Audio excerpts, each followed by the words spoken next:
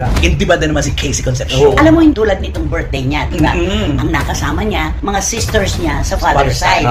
Paano naman sasama sa mga half-sisters niya kay Sharon at kay dating Senador Kiko? Mga toxic ang kapatid niya. Let's go!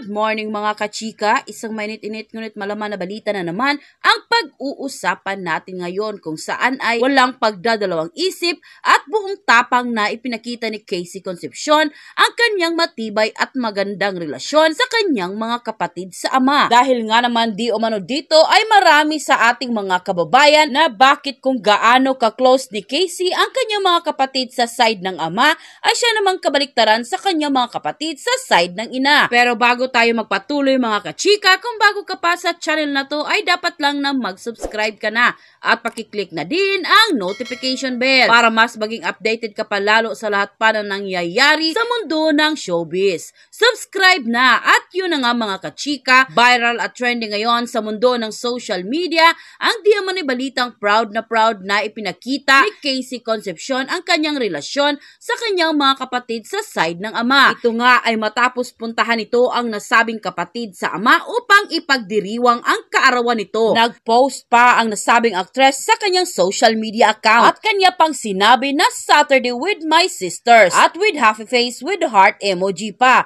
na para bang sinasabi ng actress na sobrang proud na proud siya at mahal na mahal niya ang kanyang kapatid sa ama. Matapos ngang lumabas ang nasabing post ni Casey Concepcion sa kanyang official social media account ay agad naman itong dinumog ng samot-saring komento mula sa marami sa ating mga kababayan online. At ayon pa sa kanya, ay bakit naman daw sobrang close ng nasabing actress sa kanyang mga kapatid sa side ng ama, pero sa side ng ina ay hindi naman daw ganon. Ayon pa sa naging official report na inilabas ng bandera sa kanilang official website and quoted, Casey Concepcion ibinandera ang closeness sa mga kapatid sa ama. Nagbanding sa Tagaytay. Proud na ibinandera ng actress-singer na si Casey Concepcion ang masayang bonding moment kasama ang kanyang ama na si Gabby, pati na rin ang kanyang mga little sisters na sina Samantha at Sabana. Para sa kaalaman ng marami, ang nabanggit na mga kapatid ng aktres ay ang mga anak ni Gabby sa misis na si Genevieve Yatco Gonzalez. Makikita sa Instagram post ni Casey na pinagdiriwang nila ang birthday ni Sabana sa isang restaurant sa Tagaytay City. Kalakip niyan ang pahayag ng aktres kung gaano niya kamahal ang kanyang mga kapatid. Caption niya, Saturday with my sisters.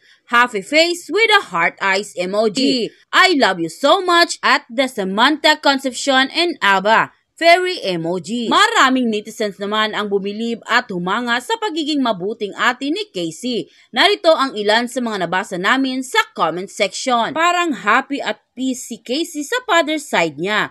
You are the best ate Casey ever to your siblings. Red heart emoji. The right thing to do for the blended family. Good job Casey. Red heart emoji. Nice bonding si Christina, mabait na ate sa lahat ng kapatid niya. Red heart emoji. Kamakailan lang yan ay nagbanding si Gabby at Casey sa isang YouTube vlog kung saan ay inaalala at binabalikan nila ang ilang masasayang moments together. Napaiyak pa nga ang actress-singer nang mapagkwentuhan nilang mag-ama ang muli nilang pag-uusap makalipas ang halos 2 dekada. Naaalala ni Casey na kinakabahan daw siya nung panahon na yon dahil matagal din daw na hindi niya narinig ang boses ng kaniyang ama. End quote. Okay, at syempre, yung pangalawa, ang paborito nating pamangkin. Masyado na namang pinupukol ngayon kaliwat kanan. Intibada naman si Casey Concepcion. Alam mo, hindi ko alam kung saan lulugar yung bata. Kasi di ba sabi natin, kapag kumaliwa ka at kumanan, masasagasaan ka. Pag gumitna ka, lalo kang nasasagasaan, di ba? At yun ang nagaganap sa kanya ngayon, tulad nitong birthday niya, di ba? Ang nakasama niya, mga sisters niya sa father's side. Tapos nung birthday niya mismo, ang kasama niya ay si Gabby Concepcion.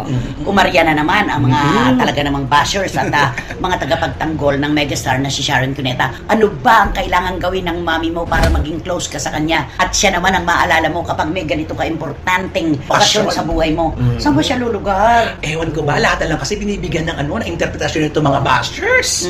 Dapat hindi ganun, dapat hayaan natin mag-move on ng bawat isa. Halimbawa, kung saan ako masaya, di ba lagi natin sinasabi? Kung nasaan ang puso mo, doon ka dapat. Dapat doon. Bakit kinakailangan pahirapan mo ang sarili mo? Pwedeng hindi ka naman dapat na naghihirap ang puso mo. Doon ka sa masaya.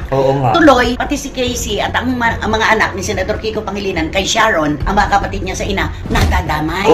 Ang sinasabi ng ibang nagtatanggol, paano naman sasama sa mga half-sisters niya kay Sharon at kay dating Senador Kiko, ay mga toxic ang kapatid niya. Nadadamay tuloy ang mga bata na hindi naman kumikibo. Totoo. Diba? Kasi yung kwento talaga may paghahambing, may pagkukumpara, lahat-lahat. Wala namang magawa tayo kundi tanggapin kasi ang social media nga open para sa lahat. Mapapasukin eh. At saka, di ba doon sa isang panayam sinabi na ni Casey na meron akong nanay, meron akong tatay, pero bakit wala akong pamilya? Ayun Yun na. yun, di ba? Hindi niya alam kung saan siya pupunta. Kung nandun siya sa papa side niya, hindi naman niya family yun.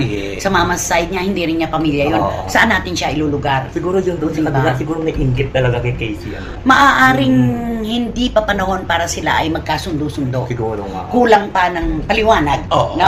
At kulang pa ng oras para makilala nila ang isa't isa. Oo, kasi hindi nagkakakita-kita lagi. Pero malalaki na sila eh. Diba? Naman, nasa wastong edad Kaya nga na. eh, bakit ayaw ipapaliwanag ni Senador Kiko at saka ni Sharon Cuneta, di ba? Taman malalaki na yung mga anak Siguro nila, naman talaga hindi nila. sila nagkukulang sa pagpapaliwanag. Gusto kong paniwalaan na hindi sila nagkukulang dahil anak ni Sharon pare-pareho eh. Correct. At saka, diba? nakita naman natin nung lumalaki mga batang yon kasama si Casey. Pero nung naglakihan, Wala parang na. nag-iba. Oo. Ikot Nung ng medyo mundo. nakakaedad na. Oo. At saka aminado naman si Sharon talaga na ang kanyang panganay ang itinuring niyang prinsesa ng kanyang buhay.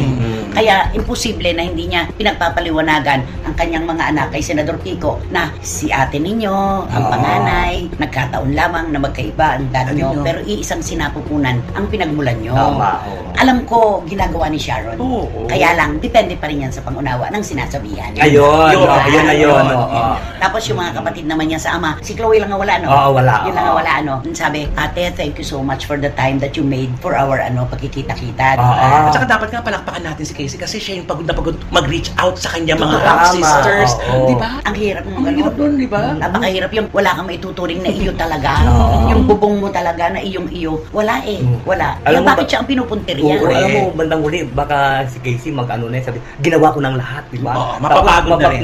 Mapapagod na rin ako sa tagal. Di ba talagang nilalapit niya ang sarili niya? Pinaglalapit niya ang Oo, magkakapatid. Kaya nga, tapos ngayon. Pero yung birthday niya, di ba mga Pangilinan naman ang kasama niya? Oo. Sa linggo? Yes. Oo. Ano pa po ang dapat nating ipagtampo kay Casey? Kaya nga Bakit eh. binibimbang pa siya hanggang ngayon? Porque ba nakasama niya ang kanyang mga half-sisters kay Gabby Concepcion?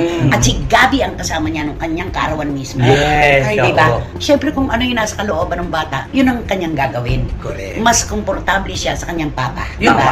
Yun ang Kaya ibig nandun siya, sabihin. diba? Kaya dapat sabihin na lang dapat nila na kung saan ka Casey maligaya, suportahan ka na lang namin. Kaso hindi eh. Ano ba dapat gawin ng mami mo para maging malapit Kaya ka rin nga sa kanya? eh. Bakit ka ganyan? Ang damot mo. Hindi mo binibigyan ng pagkakataon ang mami mo na maging close sa iyo. Ayun. At ito pa na, Nag-try na yung bata. at Maraming nasisilip, beses. at nasisilip na si Sharon ay, di ba, kasama ni Casey, pamilya, mga kapatid niya. Nag-post si Sharon, kasama sila Juday, tapos habang buhay magkakasama, parang yun daw ang pamilya niya. Wow. Di ba may interpretasyon na naman ito? Kahit wala naman Kahit dapat walang tayong dapat. alalahanin. Pero meron Oo. naman itong ibig sabihin sa iba. Alam mo, Ang gulo. hanggang dulo yan talaga. Kailangan talaga magkaroon na ng sariling pamilya si Casey para meron siyang matawag na akin talaga. Ay, oo, tama. Oo. Talagang kailangan na kailangan. At yun na nga mga kachika, kung nagustuhan mo ang hot topic natin for today's video, ay ano pang inaantay mo? Mag-like ka na at i-share mo na din para mas marami pang magkakaalam sa hot topic na ito. Maraming salamat! Let's go.